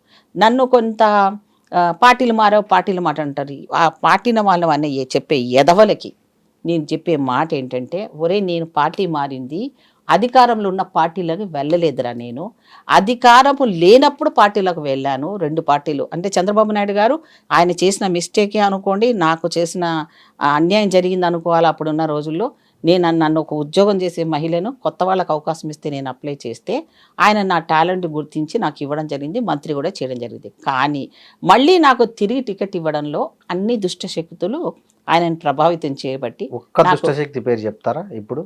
ఇంకా అందరండి విత్ ఇన్ ద పార్టీ వాళ్ళు. ప్రధాన దుష్టశక్తులు 2 పేర్లు చెప్పండి. దుష్టశక్తులు అంటే మా దాంట్లో ఆ రోజున్న జిల్లా అధ్యక్షుడు, ఆ రోజున్న నాతో పాటు ఉన్న జిల్లా పేరు చెప్పండి. కిషన్ రెడ్డి గారు, నాకేం భయము, కిషన్ రెడ్డి గారు, మంచిరెడ్డి కిషన్ రెడ్డి గారు, టికెట్ ఇచ్చినప్పుడు పనిచేసి గెలిపించిన కిషన్ రెడ్డి గారే. మళ్ళీ కిషన్ రెడ్డితో పాటు మా దేవేందర్ అన్న దేవేంద్ర గౌడ్ మీద ధైర్యంగా అలిగేషన్ పెట్టిన వాళ్ళు చరిత్రలో ఉండరేమో. పుష్పలీల పెట్టగలదు. ఎందుకు అంటే ఒక ఆడబిడ్డని నేను దగ్గరికి వెళ్ళి అన్న ఆ నియోజకవర్గంలో ఇప్పుడు ఎమ్మెల్యే లేరు, నేను ఫస్ట్ టైం 39 సంవత్సరాల తర్వాత ఒక మహిళగా వచ్చాను. నేను మా దేవేంద్ర అన్న దగ్గరికి వెళ్ళాను, అన్న నేను ఆడబిడ్డగా మీ దగ్గరకు వచ్చాను, మీరు నాకు అవకాశం ఇప్పించారు, నేను సొంత అన్నగానే మిమ్మల్ని భావిస్తాను, నాకు తెలియంది ఏదన్నా ఉంటే మీ దగ్గరకు వస్తానని, లేకపోతే నేను రాను, నాకున్న శక్తికి నాకున్న తెలివికి నేను చేస్తాను అంటే అది వాళ్ళు జీర్ణించుకోలేకపోయారు. సొంత నిర్ణయాలు తీసుకోవడము, నేను అనర్గళంగా లెక్చరర్ను కాబట్టి నా శక్తిని నేను ప్రదర్శించడం, నా తెలివిని ప్రదర్శించడం అక్కడ తట్టుకోలేకపోయారు. సో నాది చంద్రబాబు నాయుడు గారు నాకు మేలు ఎలా చేశారంటే, నాకు మంత్రి పదవి తీసేసినాక కూడా అసెంబ్లీ కమిటీ చైర్మన్ ఇచ్చాడు. 2 ఏళ్ళు నేను క్యాబినెట్ ర్యాంక్ ఇచ్చాడని. ఎందుకు ఇచ్చాడైనా? నా టాలెంట్ ఉంది, అయ్యో ఈ అమ్మాయికి అన్యాయం జరిగిందని. ఆ రోజు టికెట్ ఇచ్చే సమయంలో కూడా నా పేరును సిద్దిపేటకు ఎమ్మెల్యేగా ఎంపీగా ఆల్రెడీ స్క్రోలింగ్ కూడా వచ్చిందండి. నేను చిన్న పొరపాటు ఏం చేశానంటే, ఆ రోజు కనుక వచ్చి నేను మీడియా పాయింట్కి వచ్చి నేను అరిసినుంటే నాకు సిద్దిపేట ఎంపీగా వచ్చేది. అది నేను మిస్ చేసుకోవడం జరిగింది. తర్వాత ఆయన నాకు టికెట్ ఇవ్వకపోయినా నేను కొన్ని రోజులు ఆ పార్టీలో కొనసాగించాను. నాకు ఎక్కడ కోపం వచ్చిందంటే, ఒక మహిళగా ఒక ఉద్యోగాన్ని ఈరోజు నేను యూనివర్సిటీ లెవెల్లో నేను ప్రొఫెసర్ లెవెల్లో ఉంటూ నేను లెక్చరర్ని అయిపోయి ప్రొఫెసర్ని అయిపోయి పిహెచ్డి వరకు నేను చేసుకున్న దాన్ని కాబట్టి నాకు ఈ హెడ్ ఆఫ్ ద డిపార్ట్మెంట్గా వచ్చేదాన్నేమో, నేను ఆ వృత్తిలో ఉండేదాన్నేమో. నన్ను అన్యాయంగా అందులో తీసినా సరే ఒక మంత్రి పదవిలో ఒక పెద్ద ఐడెంటిటీ వచ్చింది, ఇంకా ఎక్కడ రాని పేరు ఇచ్చారేమో, కానీ ఇంతమందికి సేవ చేసుకున్న భాగ్యం కూడా నాకు వచ్చింది కదా, నా సంతోషం ఉన్నప్పటికీ నాకు టికెట్ రాకపోవడం అనేది ఒక దళితురాలిగా ఒక మహిళగా నాకు నేను చాలా బాధపడిన రోజు ఉంది. నేను చంద్రబాబు నాయుడుతో గొడవ కూడా వేసుకొని వచ్చాను బయటకు వచ్చేటప్పుడు. అది అందరికీ తెలుసు. అప్పుడున్న వాళ్ళు ఇప్పుడు బతికున్నారు, ఎవరు మన మంత్రి గారు నాగర్ కర్నూలు మాజీ మంత్రి గారు నాగమన్న ఉన్నాడు ఆ రోజు. ఇప్పుడున్న తుమ్మల నాగేశ్వరరావు గారు ఉన్నారు, ఆ రోజున్న ఐజీలు ఉన్నారు అక్కడ, చాలా టాప్ లెవెల్ చాలా ఆఫీసర్లు అంతా ఉన్నారు. నేను తిట్టి డోర్ వేసి బయటకు వచ్చాను. నన్ను బాధ పెట్టి మీరు టికెట్ ఇవ్వకపోవడం దేనికి సిగ్నల్ వెళ్తుంది? నేనా ₹1 ఎవరితో తినలేదు. సో ఇంత మంచి పని చేసినందుకు మీరు నాకు టికెట్ ఇవ్వరా? అవుట్రేట్గా ఒక మహిళకు టికెట్ ఇవ్వలేకపోతున్నారని నేను బాధతో అని బయటకు వచ్చేయడం జరిగింది. అలా నేను రాజకీయాలు వదిలిపెట్టలేదే. ఎవరైతే నన్ను అవమానపరిచారో ఈ రాజకీయాల్లో మిమ్మల్ని అడ్డుకుంటున్న శక్తులు ఎవరు? చాలా ఉంటాయి, విత్ ఇన్ ద కమ్యూనిటీ ఉంటాయి. సబ్కాస్ట్ డివిజన్ అయిపోయింది కదా. ఎందుకంటే నేను ఎస్సీలలో ఏదైతే మాదిగ కమ్యూనిటీకి చెందిన దాన్ని కాబట్టి అంబేద్కర్ ఆశయాలలో నేను ఎప్పుడు కూడా విమర్శించిన దాఖలాలు లేవు మా సోదరులని. ఎక్కడకు నా స్టేట్మెంట్ ఉండదు. నేను ఫస్ట్ ఉద్యమంలో ఎంటర్ అయినప్పటి నుంచి. కానీ ఒక రకమైన ఇప్పుడు తెలంగాణ ఆంధ్ర విభజన వచ్చినాక ఏ రకమైన భేదాలు వచ్చినాయో, నేను సమైక్యలో పనిచేసినప్పటికి కూడా చాలామందికి ఈ అమ్మాయి అందులో ఉద్యమంలో పనిచేసింది కాబట్టి అని ఒక స్టాంపింగ్ నా మీద వేసుకొని చూడడం కూడా జరిగింది. అలాంటి వాళ్ళే కొంతమంది ఇప్పటికి కూడా నన్ను పైకి రానియకుండా కొంతమంది అడ్డుపడుతున్నారనేది నేను భయపడకుండా చెప్పగలను. అది పేర్లు చెప్పాలంటే పెద్ద లిస్టే ఉంది. ఇక్కడ నుంచి ఢిల్లీ వరకు ఉన్నారు అలాంటి వాళ్ళు. 4 చెప్పండి. ఇక 4 ఎందుకులే, వాళ్ళకు కూడా దగ్గర పడ్డాయి, వాళ్ళని కూడా ప్రక్షాళన జరుగుతుంది. రాహుల్ గాంధీ గారు అది కూడా గమనించేశారు. అంటే వీళ్ళు పార్టీని వాళ్ళే ఉండాలి, ఇంకోళ్ళు రాకూడదు అనే చెప్పుకొని నాటుకుపోయిన వాళ్ళు ఉన్నారు అక్కడ ఏఐసిసిలో. ఒక మహిళగా లక్ష్మీదేవమ్మ గారు ఉన్నారు గతంలో, ఒక సదాలక్ష్మమ్మ గారు ఉన్నారు. ఆ తర్వాత మహిళలకు ఏఐసిసిలో ఒక మహిళగా ఇన్ఛార్జ్గా పంపించిన దాఖలాలు ఇంతవరకు ఒక మహిళగా ఒక దళితురాలికి ఇంతవరకు ఇవ్వలేదు వీళ్ళు.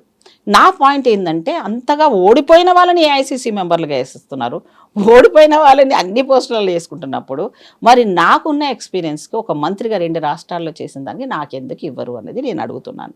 నేను అడిగేదేవి, నాకేమైనా జీతం తీసుకున్న పోస్ట్ అడుగుతున్నానా? నేను తిరుగుతానో, పార్టీని కాపాడుతానో, నా దళితుల గురించి కానీ మహిళల గురించి కానీ ఈ కుటుంబం సాక్రిఫైస్ చేసింది దేశం కోసమని కాంగ్రెస్ పార్టీ. ఆ పార్టీలో వెళ్ళాను. ఎందుకు వెళ్ళానంటే అప్పుడున్న సిచ్యువేషన్ అలా ఉండింది.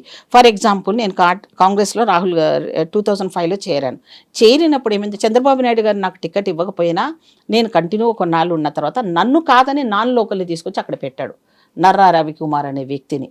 అతనికి ఎలాంటిది గెలవలేదు, అయినా నేను ఆత్మాన్ని చంపుకొని సరే నాకు టికెట్ ఇచ్చారు కదా అని ఆయన గెలుపు కోసం కూడా నేను పనిచేశాను. ఆయన ఉంటే ఎప్పుడన్నా మీరు అడగండి. ఎందుకంటే ఒక విశ్వాసం అనేది మా జాతిలో ఉంటుంది అది.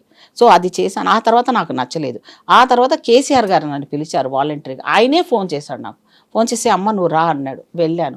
అక్కడ అప్పుడు స్టార్టింగ్లోనే ఆయన అంతుజిక్కని పరిస్థితిలో ఉండే, బాబోయ్ ఇక్కడ నేను ఆర్మీ లాంటి దాన్ని ఎప్పుడు నేను ఉండేదాన్ని, ఇలా పని లేకుండా నేను అచేతనంగా ఉండడం నా వల్ల కాదని ఆ సిచ్యువేషన్ నాకు నచ్చగా అక్కడ నుంచి ఆయనకు చెప్పకుండానే పారిపోయి వచ్చేసా. తర్వాత ఆయన పాపం పోలీసు వాళ్ళని పంపించడం, ఇంటెలిజెన్స్ పంపించి చూసుకొని రమ్మని చెప్పాడు, కానీ నేను వెళ్ళలేదు. నాకు ఒకటే అమ్మా, మననుగా గుర్తించాలి, వ్యక్తిత్వానికి తగ్గించుకునే పని నేను ఎన్నడూ చేయను. మా జాతి ఉన్న ఒక వీక్నెస్ అనుకో, ప్లస్సే అనుకో, మాకు నమ్మిన వాళ్ళకి ప్రాణం ఇస్తాము, చేస్తామన్నది 100% కమిట్మెంట్తో చేస్తాం. అది ఆడైనా మగవాళ్ళైనా.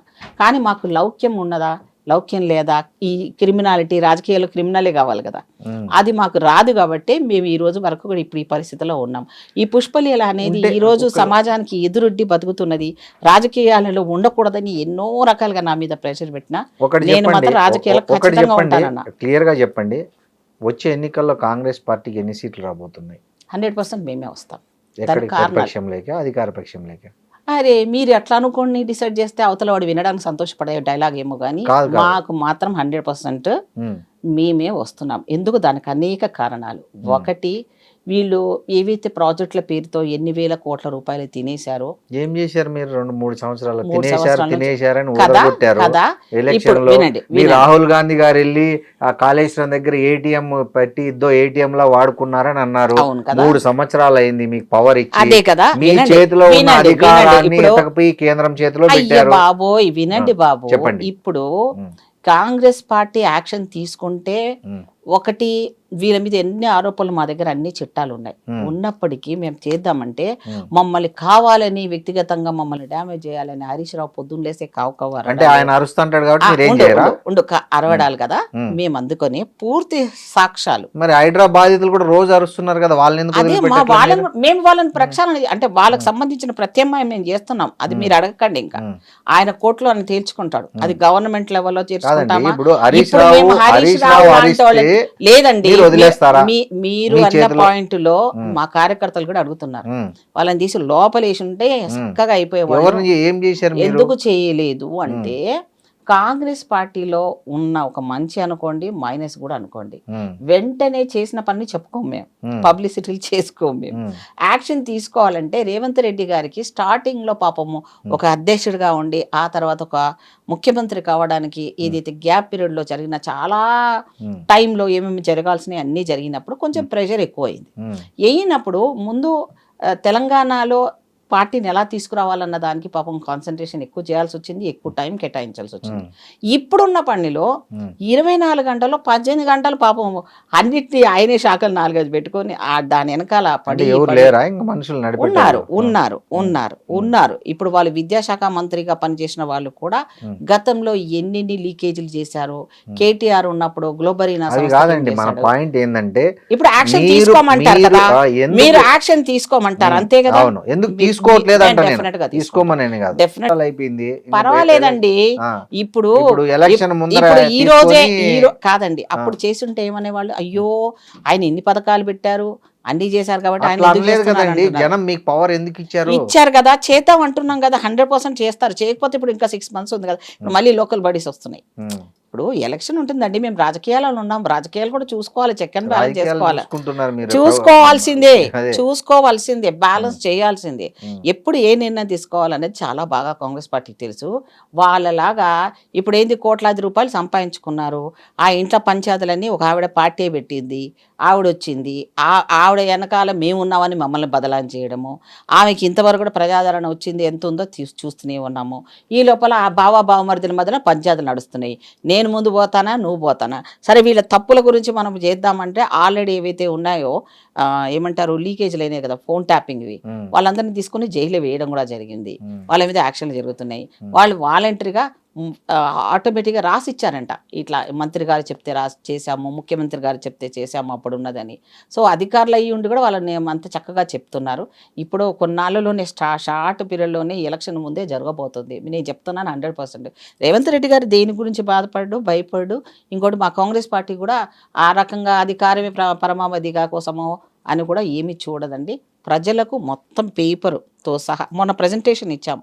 ఇది కాళేశ్వరం గురించి ఎక్కడెక్కడ వాళ్ళు డ్యామేజ్లు చేశారు, ఎందుకు తొందరపడి ఆయన ఇంజనీర్ అయి ఎన్ని లోపాలతో చేశాడు అనేది ఫిజికల్గా ప్రతి దాన్ని ప్రజెంటేషన్ 100 సార్లు ప్రెజెంటేషన్ లో చేస్తే ప్రయోజనం లేదు, లేదండి. టెక్నికాలిటీ చేసి పక్కన పెట్టి అది అక్కడ ఏం జరిగింది అనేది ప్రజలందరికీ తెలుసు. కాళేశ్వరంలో ఏం జరిగింది, కాళేశ్వరం కాదు అసలు ఆహా. కూలిపోకపోతుండే అదే అది. అదే ఇప్పుడు ఇల్లు కట్టాలంటే చెప్పాలండి, కనీసము అది- కాదండి, ఇల్లు కట్టాలంటే నువ్వు బేస్మెంట్ గా కనీసము ఇన్ని రోజులు ఉంటుంది, ఇన్ని నీళ్ళు వేయాలి, ఇన్ని రోజుల తర్వాత గట్టి పడిన తర్వాత ఇంత లోపలికి తవ్వాలి, తవ్విన తర్వాతనే ఆ రకంగా బేస్మెంట్ కట్టాలి అని. ఈయన 30 తవ్వాల్సిన దగ్గర 5 తవ్వేసి దాని మీద అదేనండి, పిల్లలు అవన్నీ మీ పెట్టేసి చేతిలో ఉన్నాయి. ఏమైంది ఇప్పుడు అంటున్నా. ఇప్పుడు చెయ్యాలంటే ఇప్పుడు ఏమంటున్నారు, మేము మాకు రిపేర్ చేపిచ్చేస్తాము, మాకు ఇవ్వండి అంటున్నాం. ఇస్తాం ఆగండి, ఎందుకంటే మీరేగా తిన్నారు ఆ డబ్బులు, ఆ డబ్బులతోటి చేసి పెట్టండి అని మేము ఇప్పుడు చెప్పబోతున్నాము. అదే ఉత్తమ్ కుమార్ సో రెడ్డి అయితే గారు మీరు వచ్చే ఎన్నికల్లో మళ్ళీ కాంగ్రెస్ పార్టీ ఈ రాష్ట్రంలో గెలుస్తుంది. చెప్తున్నాము కదండి, ప్రజలకు అర్థమైపోయింది ఎలా తిన్నారు, ఏం ఒకవేళ చేశారు. గెలవకపోతే ఇప్పుడు కాదమ్మా, కాదండి, ఒకవేళ కాంగ్రెస్ పార్టీ వచ్చే 100% గెలుస్తుంది. ఒకవేళ గెలిచకపోతే సవాలే లేదు. ఎవరిని బాధ్యులు చేస్తారు మీరు? ఎందుకు బాధ్యులు చేస్తాము? ఎందుకు మరి? ఇప్పుడు ప్రజలు ఎన్నుకోవాల్సిన నిర్ణయాన్ని మీద ఇప్పుడు తప్పుడు అనుకోకూడదు. ప్రజల నిర్ణయం కరెక్టే. ఓకే. ఇప్పుడు ఎస్ఐఆర్ పెట్టాము, క్యాస్ట్ సంబంధించినది ఏ రాష్ట్రంలో లేనిది ముఖ్యమంత్రి గారు చేయడం జరిగింది. క్యాస్ట్ వెరిఫికేషన్తో సహా మనం ఇప్పుడు ఎస్ఐఆర్ లోపల మనం డాటా సెంట్రల్ గవర్నమెంట్ పెట్టిన దానికి అందరం సపోర్ట్ చేస్తున్నాము. అలాగే వీళ్ళు కులాలు మతాలు రిలీజియన్ల పరంగా ఏవైతే పెట్టిస్తున్నాడో వాళ్ళకి సంబంధించిన డాటాను కూడా కరెక్ట్గా చేసుకోండి అని ఒక అవకాశం అయితే వచ్చింది. ప్రతి ఓటర్ నామోదు కార్యక్రమంలో పాల్గొనమని చెప్తున్నాం. మేము కూడా వాలంటీర్గా దాని గురించి ప్రచారం చేస్తున్నాం. అలాగే ఇప్పుడు జరుగుతున్న రాబోయే ఎలక్షన్స్ లోపల ఏవైతే కేంద్ర ప్రభుత్వం చేస్తున్న తప్పిదాలను కానివ్వండి, ఈవీఎంలు కాకుండా మాకు బ్యాలెట్ ద్వారా మాకు ఎలక్షన్స్ కావాలని కూడా మేము అడుగుతున్నాము. సో బ్యాలెట్ మీద ఉన్న నమ్మకం మాకు ఈవీఎం మిషన్స్ మీద లేదు. అలా అంటే ఏమంటున్నారు, మీరు గెలిచిన దగ్గర మరి ఏమంటారు అంటే, గెలిచినా ఓడినా కానీ మొత్తానికి భారతదేశం అంతా పెట్టమంటున్నాము, భవిష్యత్తులో మాకు అదే కావాలని యావత్ భారతదేశం కోరుకుంటుంది. ఈవెన్ దో కోర్టులో కూడా బిల్లు వేశారు, ఎవిడెన్స్లు చూపిస్తున్నారు, అన్నీ కూడా సాక్ష్యాలతో సహా అయ్యాయి. అందుకని మాకు రావాల్సిన దాని మీద మాకు ఎందుకు నమ్మకం ఉందంటే, కాంగ్రెస్ పార్టీ ఇప్పటి వరకు తెలంగాణ ఇచ్చినప్పటి నుంచి దాని బెనిఫిట్స్ మేము పొందవలసినవి కేసీఆర్ గారు పొందడం జరిగింది, వాళ్ళ ఫ్యామిలీ పొందడం జరిగింది. వాళ్ళు మాత్రమే బాగుపడ్డారు తప్ప తెలంగాణ బిడ్డలు ఎంతోమంది చచ్చిపోయారు, ఎంతోమంది అమరవీరులు వాళ్ళ ప్రాణాలు త్యాగం చేసిన వాళ్ళకు కూడా ఇప్పటి వరకు ఏం చేయలేదు. మీరేం చేశారు? అమరవీరులను ఐడెంటిఫై చేయమని బీఆర్ఎస్ నుంచి వచ్చిన వాళ్ళకి బాధ్యత అప్పగించారు. లేదు, తప్పదు. అంతే కదా. బీఆర్ఎస్ నుంచి వచ్చారంటే మా పార్టీలోకి వచ్చిన వాడు కాబట్టి అవునండి, మీ తీసుకుంటా- పార్టీలో ఇప్పుడు నుంచి ఆ మరి- పార్టీలోకి వెళ్ళిపోతారు, ఆ పార్టీలో నుంచి ఈ అదే పార్టీలోకి అది వస్తారు. అది దాని కూడా ఇప్పుడు బిల్లులు పెడుతున్నారు కదా పార్లమెంట్ లో. ఇప్పుడు పార్లమెంట్ లో మీరు ఆల్రెడీ ఉంది. చేర్చుకుంటారు. కాంగ్రెస్ లో బీఆర్ఎస్ కాదు, మా పార్టీలో చేర్చుకున్న వాళ్ళని కూడా చేర్చుకున్నారు కదా.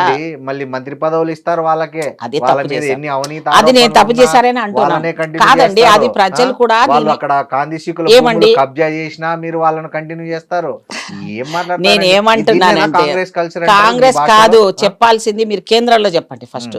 మా పార్టీలో నుంచి గెలిచిన వాళ్ళని బీజేపీ వాళ్ళు అవునండి, సిగ్గు వాళ్ళు లేకుండా గడ్డి తింటారు, మీరు వాళ్ళు తింటారా? మేము తినలేదు గడ్డి, మరి? మేము మంత్రి పదవులు ఇచ్చామా ఏమన్నా కనుక్కున్నారు లేదా మీరు? ఎవరికి ఇచ్చారు? బీఆర్ఎస్ నుంచి వచ్చి లాస్ట్ వచ్చిన వాళ్ళలో వాళ్ళు మేము రాజీనామా చేసే వస్తాము అని రాసి ఇచ్చిన తర్వాత స్పీకర్ దగ్గర ఉంది. ఇప్పుడు ఆ అండి, subject. అక్కడ 10 ఏళ్ళు దీన్ని మీ దగ్గరికి వచ్చిన వాళ్ళకి మళ్ళీ తినమని ఇచ్చారా మంత్రి అదే పదవులు? కదా నేను చెప్తున్నా. ఆ. స్పీకర్ అనే ఒక వ్యవస్థ ఉంది, ఆ వ్యవస్థ దగ్గర ఇప్పుడు పెట్టడం జరిగింది. ఆ. కోర్టు నుంచి కూడా అడగడం జరుగుతుంది. అది ఇప్పుడో రేపో అది కూడా నిర్ణయం అవుతుంది. మేమేం వాళ్ళని ఫేవరెట్ గా చేస్తామని అనుకోవట్లేదు. మా పార్టీ నుంచి పోయిన వాళ్ళ విషయంలో కానీ అవునండి, దానం మా పార్టీ నాగేందర్ నుంచి గారు డైరెక్ట్ గా బీఆర్ఎస్ లో గెలిచి మీ పార్టీలో దిరుపుకొని మీ పార్టీ పార్లమెంట్ అభ్యర్థి అయి మళ్ళీ మీ పార్టీ కాదని స్పీకర్ ఇప్పుడు చెప్తుంటే నేను ఎవరి ఒక మాట కళ్ళు చెప్పనా, కప్పుతున్నారు అసలు? నాకు నేను ఒక అర్థం మాట కావట్లే. చెప్పనా, ఆ, నేను ఒక మాట చెప్పనా, చెప్పండి. గతంలో ఈ 12 సంవత్సరాల కంటే ముందున్న కాంగ్రెస్ పార్టీలో ఇలాంటివి జరిగాయా? లేదు, మరి కాంగ్రెస్ పార్టీ నేను అదే చెప్తున్నా. జరగలేదు కదా. ఉమ్. బీజేపీ వచ్చిన తర్వాత మా పార్టీ వాళ్ళని అంటే గోవాలో వాళ్ళతో మీరు రేస్ పెట్టుకున్నారా? మళ్ళీ అదే నేను చెప్పనిస్తే నేను చెప్తా. చెప్పండి. మాకు రేస్ అవసరం లేదు. ఉమ్. మేము ఏం చేసామంటే ఒకవేళ కలుపుకున్నా ఉమ్. ఇక్కడ కావాల్సింది మా పార్టీ మీ పార్టీ కాదు. ఉమ్. ఒక పుష్పలీలగా నేను చెప్తున్నాను. ఉమ్. వీళ్ళు ఏ నియోజకవర్గం నుంచి అయితే గెలిచి వస్తారో పార్టీలో ఉమ్. వాళ్ళు మంత్రులైనా సరే ఉమ్. వచ్చే ఎలక్షన్ లో ఓడగొట్టండి. అది నా పార్టీ అవసరం లేదు. నేనైతే క్లియర్ గా చెప్తున్నా. ఎందుకంటే ఉమ్. నిన్నటి దాకా పాపం కార్యకర్త ఉమ్. వీళ్ళ కోసం తన్నులు తిన్నవాడు, ఉమ్. ఆడి మీద కేసులు వేసుకున్నవాడు, అదేంటి మళ్ళీ ప్రతిపక్షంలో ఉన్న వాళ్ళను ఆ. మళ్ళీ పాపం వాళ్ళకి అన్యాయం జరిగిపోయి ఈయన మాత్రం అధికారాలు తీసుకున్న నా పార్టీ లేదు. ఎవరైనా సరే ఓకే. ఈ ప్రజలు తమ ఓటు హక్కుతో ఉమ్. వాళ్ళని కనుక సరియైన బుద్ధి చెప్తే ప్రజలండి న్యాయ సో నిర్ణేతలు. ప్రజలు బుద్ధి చెప్పాలంటారు. 100%. ఇప్పుడు ప్రజలే కదండి చైతన్యం వచ్చింది. మరి అవును. ఇప్పుడు నేను చెప్పానండి నా స్వార్థం రాజకీయం కాబట్టి నేను వాడుకుంటున్నాము, అందరు బుద్ధి లేని వాళ్ళే అనుకుందాము. కానీ బుద్ధి ఉన్న వాళ్ళు ఎవరు? ఓటును ప్రజలు. వాళ్ళు సరియైన నిర్ణేతలుగా మారనంత వరకు ఈ దుర్బుద్ధిగా ఉన్న వాళ్ళందరం కూడా రాజకీయ వ్యవస్థలో ఉన్న అందరూ ఉంటారని కాదు, కొందరు మాత్రం వస్తారు. వాళ్ళకి ఏం ఉండదు, గెలుపు ఒకటే కావాలి, సిగ్గు శరము భేషజాలు ఏం ఉండరు, అన్ని అమ్ముకొనే రాజకీయాలు ఉండే వాళ్ళే సక్సెస్ ఉంటారు. ఇప్పుడు మనం ఏమున్నాం, గిరి గీసుకొని ఉన్నాం, నేను ఇలా అయితేనే ఉంటాను, నేను అలా అవుతున్నాను కాబట్టి నాలాంటి వాళ్ళు అయ్యో బాబు నాకు ఇవ్వండి రా బాబు ఏదన్నా నేను పార్టీకి సేవ చేస్తాను వాళ్ళంటిగా అడుగుతున్నారు. వాళ్ళకి అవసరం లేదు. ఎన్ని తప్పులు చేస్తే ఇప్పుడు మీరు కనుక ఫిరాయించిన వాళ్ళని ఓడగొట్టండి అని పుష్పలీల గారు స్టేట్మెంట్ అది ఎవరైనా అది కాంగ్రెస్ అది నన్ను పార్టీ లెవెల్లో మా పార్టీ వాళ్ళు కూడా అడిగినా నేను ఇదే సమాధానం చెప్తాను. సో పార్టీ ముందు మనం ఒక నియోజకవర్గం సెలెక్ట్ చేసుకుందాం, ఏవో మంత్రి గారు అయ్యారు అనుకుందాం, ఆ పార్టీ నుంచి మంత్రి గారు అయ్యారు, అది ఎవరైనా కానివ్వండి, వాళ్ళకు ఆ ఎలక్షన్ లోపల ప్రజలు ఏం యాక్షన్ అవసరం లేదండి, కామ్గా వాళ్ళకున్న ఓటును తీసుకొని వేసేస్తే సరిపోతుంది కదా. అది వాళ్ళే చేయాలి కదా. నేను పుష్పలీలగా వెళ్ళి ఆయన అప్పుడు బాగాలేకుండా ఇప్పుడు బాగున్నాడని నేను చెప్పలేను, నా వల్ల కాదు అది. నా పార్టీ వాళ్ళు ఉన్నారు కదా, నా కార్యకర్తలు ఏడుస్తున్నారు అక్కడ, ఇప్పటి కూడా వాళ్ళకి గుర్తింపు లేదని బాధపడుతున్నాం. సో వాళ్ళకి మనం ఓదార్చాలి నా పదవి వచ్చినప్పుడు, లేకపోతే జంపు జల్లాలని చేద్దామా. సో కొన్ని పొరపాట్లు జరిగాయి. దానికి ముఖ్యమంత్రి గారు ఏమంటాడు, ఆ రోజులో పార్టీలో ఉన్న కొంతమందిని కావాల్సినప్పుడు వాళ్ళ లూప్ పోల్స్ మనకు దొరకడు. విభీషణుడు ఉన్నాడండి, రావణాసురుని చంపాలి అంటే విభీషణుడు అవసరం. రావణుడు లేడు, రాముడే లేడు. ఎందుకు రాముడు లేడని మోదీ ఓడిపోయినాక తెలిసిపోయింది, ఎందుకంటే ఆయన్ని తీసుకొచ్చాడని కాబట్టి, సిగ్గులో కూడా ఓడిపోయాడు కాబట్టి. ఆయన అసలు 400 అన్నాడు, 240 వచ్చింది. చచ్చిపోయి బతికినట్టు ఉన్న పార్టీ అది బీజేపీ. లేరని ఎందుకు అనుకోవాలి, రాముడి పేరు చెప్పి రాజకీయాలు చేసిన అందుకే సచ్చాడు కదా, అందుకే సచ్చాడు కదా. అది అందరూ కలిస్తేనే వస్తుంది. ఈ ప్రజాస్వామ్యాన్ని కాపాడాలంటే నీతి నిజాయితీ అనేది రాజకీయాల్లో ఉండని వాళ్ళు, నిజాయితీ అంటే ఇప్పుడు నీతి వెతుకోవాలి అంటే రాజనీతిలో నీతి వెతుక్కోవాలంటే వెతుక్కున్నట్టు ఉంటుంది కదా. మేమున్న జనరేషన్కి ఇప్పుడున్న జనరేషన్కి కానీ ఈ గ్యాప్ లోపల ఏమైపోయిందంటే అవకాశవాదులు దూరిపోయారు, ఇప్పుడు దూరిపోయారు. సో దీన్ని వాళ్ళ ఆస్తులు కాపాడుకునేవాడు ఒకడైతే, లేకపోతే వాడు వారసత్వం కోసం వచ్చేవాడైతే ఒకడైతే, ఇవన్నిటి కూడా ఇప్పుడు ఏదైతే కాక్రోచ్ పార్టీ లాంటి వాళ్ళు పిల్లలు, సో వీటన్నిటికీ కాంగ్రెస్ పార్టీ అతీతం కాదని మీరు ఒప్పుకున్నారు. ఇవన్నీ మేము ఎవరిని కూడా ఫోర్స్ చేయలేదు, వాళ్ళు వచ్చారు, మీరు వాళ్ళు ఫోర్స్ చేసి కలుపుకొని వాషింగ్ మిషన్ లాగా క్లియరెన్స్ ఇచ్చి సెంటర్ లో పెట్టుకున్నారు. వాషింగ్ మిషన్ వాళ్ళు మేము ఏ మిషన్ వాడలే, మేము ఇస్త్రీలు కూడా చేయలేము, మాకు అవసరం కూడా లేదు, మేము ఇస్త్రీలు కూడా చేయము. ఒకవేళ ఇస్త్రీలు చేయాల్సిన అవసరం కూడా మాకు లేదు. వాళ్ళు వస్తే వస్తారు, పోతే పోయారు. మాకు మెజారిటీ ఉన్నాక వాళ్ళతో మాకేంటండి, నాకు అర్థం కాదు. ఇప్పుడు మేము గెలిచిన పార్టీ అండి, మాకు ఎంత ఉండాలో సంఖ్యాపరంగా మేము ఉన్నాము. ఆయన వాళ్ళు వస్తాం మేము వస్తాం అంటే ఏమంటాము అవసరం అండి. అరే ఇప్పుడు నేను ఉన్నానప్ప, నా పక్కన ఉన్నాడు ఒక విలన్ ఉన్నాడు, నేను రోజు వాడితో గొడవ పడ్డాను. ఒక్కొన్నాళ్ళకి ఆ విలన్ గాడికి బుద్ధి వచ్చింది అనుకోండి, అబ్బా నేను తప్పు చేశానక్క, పోనీ నన్ను క్షమించని ఒక బొకే తీసుకుని జరిగింది నా నిజ జీవితంలో. నాతో మా ఇంట్లో అపార్ట్మెంట్లో నేను రెంట్కు ఉండే, మా సొంత ఇప్పటికీ గుడిమల్కపూర్లో ఉంటుంది మా ఇల్లు, అక్కడ ఎదురుగుండే వాళ్ళు నాతో గొడవలు వేసుకున్నారు. నేను ఎప్పుడైతే మినిస్టర్, మామూలుగా గొడవలు కాదు అసలు, ఆడు చచ్చినట్టు తీసుకొని రావాల్సి వచ్చింది. వాడు తవ్వకపోతే వాడు ప్రోటోకాల్, వాడు ఆఫీసరు. ఇప్పుడు నేను వద్దురా నువ్వు ఆ రోజు గొడవ పెట్టాను పో నేను అనకూడదు కదా. మన పెద్దరికం ఏముంటుంది, మన యొక్క మంచితనం ఎక్కడ కనపడుతుంది? ఏమి ఇవ్వలే, వచ్చావు కదా అంతే చాలురే, నీ ముఖానికి నువ్వు వచ్చావు కదా రా నేను బొకే తీసుకుంటానని తీసుకుని పంపించాను. అంతేగాని అలాంటిది ఇక్కడ కూడా అలాంటిది. ఇక్కడ పరిస్థితులు ఏంటంటే మేమేమీ పిలవడం లేదండి, బొట్టు పెట్టి రాణ్ణే అల్కని చెప్పుకునే అవకాశం కాంగ్రెస్ పార్టీకి లేదు. నేను ఇప్పటికీ నేను ప్రజల తరఫున మనిషిని, నాకు అధికారం ఉంటే ఒక రకంగా, లేదా పోస్ట్ ఇస్తే ఒక రకంగా. పుష్పలీల గారు నేను తప్పు పట్టట్లే, ఇక్కడ మీరు గుర్తుపెట్టుకోండి, పుష్పలీల గారు కాదు, కాంగ్రెస్ విధానాలను నేను ప్రశ్నిస్తున్నాను. విధానాలు కొంత ఏమవుతుంటదంటే పరిస్థితులు ఒక విధానము, రాష్ట్రంలో పరిస్థితులు మారుతున్నప్పుడు, నేను ఇంత ముందు చెప్పిందే మళ్ళీ ఎగ్జాంపుల్, మంచినీళ్ళు ఒక బురద నుంచి మంచినీళ్ళుగా మార్చే ప్రక్రియలో భాగంగా ఒక్కొక్కసారి కొంత బురదలు తగిలినాయి మాకు, అవి మనం తెచ్చుకునే కావి, అవంతలో వచ్చి తీరిపోయినాయి అందులో. ఇప్పుడు వాళ్ళంతలో వాళ్ళ నియోజకవర్గాల్లో వీళ్ళని యాక్సెప్టెన్స్ చేయించుకుంటారా లేకపోతే వదిలించుకుంటారా ప్రజలు, వాళ్ళ చేతిలో ఉంటుందండి. ఇప్పుడు మా పార్టీలో సరే వచ్చారు, ప్రజల నిర్ణయానికి వదిలేద్దామంటారు. నేనైతే చెప్పేది అదే, పుష్పలీలగా అడిగిన అదే చెప్తాను. కాంగ్రెస్ పార్టీగా మా పార్టీలో ఉన్న కార్యకర్తల మనోభావాలు చదివిన దాని కాబట్టి, మా పార్టీలో ఎంత కష్టపడినా కూడా అధికారంలో తీసుకురాకపోవడం వల్ల కష్టాలు ఎన్న పడుతున్న వాళ్ళకి రేవంత్ రెడ్డి గారు ఒక లెవెల్లో కష్టపడి పార్టీని తీసుకొని రావడం జరిగింది. కాబట్టి అసలు అయిపోయింది అనుకున్న స్థితిలో నుంచి పార్టీని పైకి తీసుకొని వచ్చినప్పుడు కొన్నిసార్లు కొంతమందిని భరించాల్సి వచ్చింది. అది ఇష్టంగా కాదు, కష్టంగానే భరించాల్సి వస్తుంది. ఇప్పటికి కూడా మాకేం ఇష్టంగా ఉంటుందా? మా కార్యకర్త పెద్ద పాత సీనియర్ కార్యకర్త ఉన్నాడు, హనుమంతరావు లాంటి వాళ్ళని, పెద్ద ఆయనని చూసి ఆయన ఏమన్నాడు, ఒక ప్లేస్కి ఆయన పేరు పెట్టాడు, అవునా కదా? ఇంకో దానికి ఇప్పుడు ఆయనకు ఒక పోస్ట్ ఇచ్చి గౌరవం ఇచ్చాడు. మీరు ట్రంప్ పేరు కూడా పెట్టారులే. ఇక ట్రంప్ అంటే మళ్ళీ నేను మోదీ దగ్గరికి వెళ్ళాల్సి వస్తుంది, మళ్ళీ నన్ను ఎందుకు దొరుకుతావు? చెప్తుంటే లేదు ట్రంప్కు మోదీకి ఇక ఏముందో మాకు తెలియదు, కానీ రేవంత్ రెడ్డి గారికి పార్టీకి విధేయుడుగానే ఉన్నాడు. ఏదైనా పెద్దవాళ్ళని కలుపుకొనే వెళ్తున్నాము. ఒక్కొక్కసారి చెప్పాను కదా, కుటుంబంలో ఎన్నట్టు మాది చాలా పెద్ద కుటుంబం కాబట్టి చిన్న వస్తూ ఉంటాయి, వాటిని సర్దుకొని వెళ్ళడం అనేది ఈ 2.5 సంవత్సరాలు జరిగిన ఒక పెద్ద ప్రయాస. ఈ ప్రయాస నుంచి కొంత మెరుగుదల రావడానికి సమయం పడుతుంది. మీరు అన్న దానికి అన్నిటి కూడా జవాబు చెప్తాము. ఈరోజు ఇంతకుముందే ప్రెస్లో చూశాను నేను, ముఖ్యమంత్రి గారు ఒక విద్యాశాఖ మంత్రిగా నేను ఇంత మంచి పని చేస్తున్నాను, దీనికి వేరే వాళ్ళు చేసి వేరే వాళ్ళకి ఇచ్చుంటే ఇవన్నీ ప్రక్షాళన జరిగేదా? కొంతవరకు నేను ప్రక్షాళన చేయాలనుకున్నాను. నా దాంట్లో ఏ విజనరీ ఉందో దాన్ని నేను అమలు చేస్తున్నాను కాబట్టి ఆ శాఖను నేను పెట్టాను, ప్రక్షాళన చేస్తున్నాను అని అన్నాడు. అది ఆయనకు నచ్చినాక తర్వాత ఆయన ఏం పెట్టుకోవాలని ఆయనకి ఎందుకు ఉంటుందండి? ఒక వ్యక్తికి ఒక పదవి చూపించడమే చాలా కష్టం. అలాంటి పోటీపోలియన్ కూడా ఎందుకు అంటే ఈ దేశాన్ని ఎడ్యుకేషన్ సిస్టమ్ నుంచి దూరం చేసే దృష్టిల నుంచి ఈ పేద వర్గాల వాళ్ళని కాపాడాలన్న ఉద్దేశంతో ఈరోజు గవర్నమెంట్ స్కూళ్ళని కూడా చాలా చక్కగా నా నియోజకవర్గంలోనే 6 లోపల సూపర్ స్కూల్ని దాన్ని డెవలప్ చేయడం కూడా జరిగింది. థ్యాంక్ యూ అండి. మీకు కూడా మీరు ఎంత ప్రయాసం చేసినా, మీరు ఎన్ని చేసినా మా కాంగ్రెస్ చాలా పేషెన్సీ అండి. చాలా మంచి పార్టీ అంటే కాంగ్రెస్ పార్టీ. మీ అభిమానం మీది. Thank you so much.